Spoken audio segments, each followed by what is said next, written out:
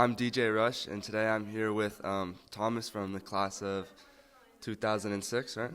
And today we're going to be going around the campus and just looking at old spots. All right, currently we are in the dining hall, and we just wanted to ask you, has the look changed, and if you have any, particular stories from this place on campus? The dining hall's changed a little bit. If you point the camera over towards the serving area, it actually used to be completely covered. You used to walk down a hallway to get your stuff. And they used to actually have stuff lined up on the walls for food where you could just buffet style pick it up. Other than that, not much has changed in the looks. I'm sure it's still the same tables and chairs, same flags. I know they took a lot of the sports memorial stuff down, and I think they moved that up to the fields. Yeah, I think they did. Somewhere up there, so we'll have to check that out at some point. How's the food? How's the food back in compared to now, you think? That's tough to say. I've had the food a couple times up here with some of the productions and when I was coaching up here, but you can't beat the old school King's Ranch casserole and some of the old popcorn shrimp days. Those were pretty classic. Yeah, that sounds good. All right, well, let's go to the next spot. All right, so we are actually in the old radio station right now in the Keck Auditorium. So if you want to give us a little pan around. And so I know, what did this used to look like, and any fun stories from this place? Yeah, it was an absolute mess up here. Back when I was a freshman, we used to do a little bit of a spot here and there, but we weren't allowed to have our own dedicated radio shows. So we used to come up here, and it was just a mix of multiple CD players, cassette players. I think some people had some vinyl round tables up here as well, but nothing was electronic, no computers.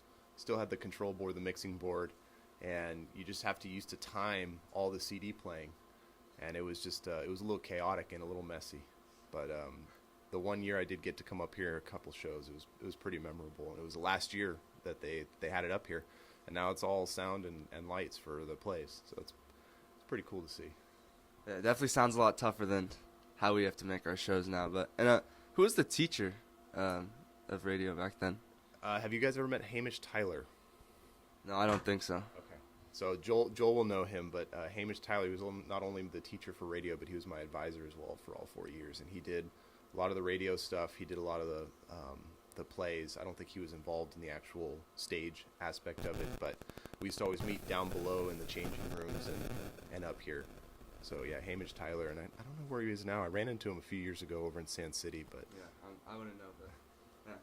All right, thank you. Next spot, probably Learning Commons. We're at the LC here, and are there any crazy memories that you used to have here as a student? The library, not so much, because once the Rosen Center was built, that was the main place for everybody to hang out and do their class work. But definitely the science buildings that everything's being constructed on down there. That was there's a lot of memories there. Mm-hmm. I came from the lower middle school, so we had some fairly awesome teachers down there that gave us some options when it came to the high school track, whether you came to environmental science, and I had that with Mr. McCormick coming up here, and then I wanted to take AP Chem my senior year.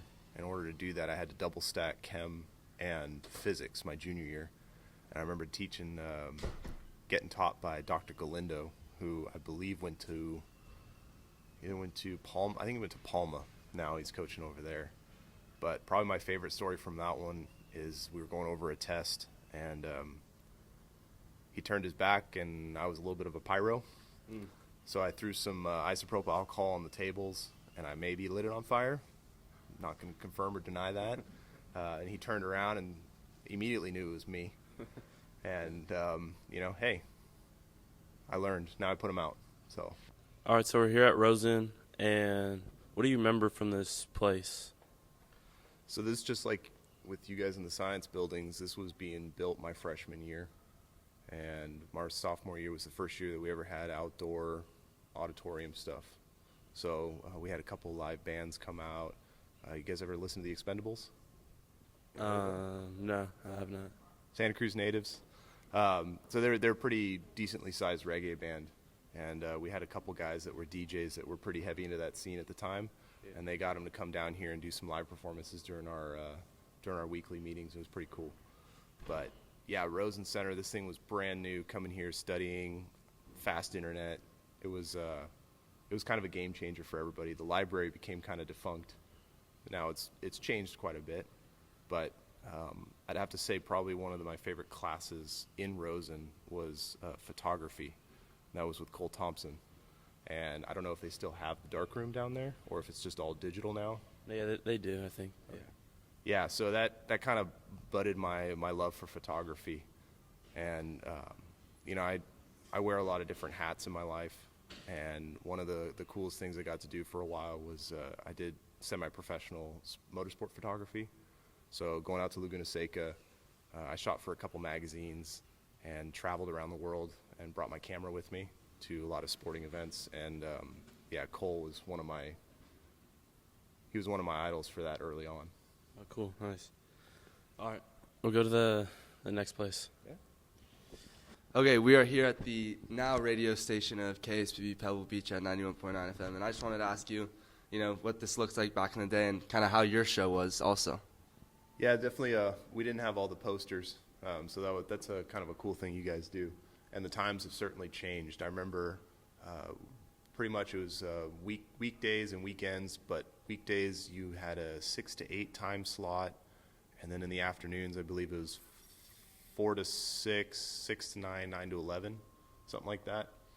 And the early morning shows were always the coveted ones. Mm-hmm. You come in early, and while you're doing your DJ stuff and doing the music, you can do some homework.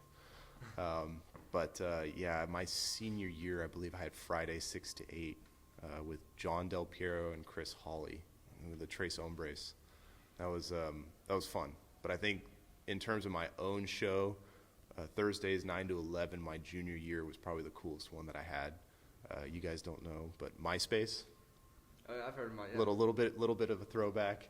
So MySpace Music was actually like the really cool place to find new bands and find new people for music.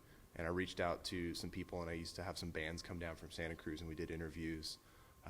And that was a good time. And I know a few of them, I went up and saw their shows a few years later when I was in college, and they remembered me, and they remembered that show. And it increased their popularity enough that they actually started getting some gigs, and it was pretty cool to see.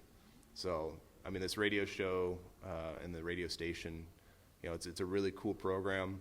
I don't know if it's still the same way, but I know it's one of the only ones in the country that has a high school level radio program, and it means a lot to the students, and it meant a lot to me back then. So I appreciated it, and I hope you guys do too.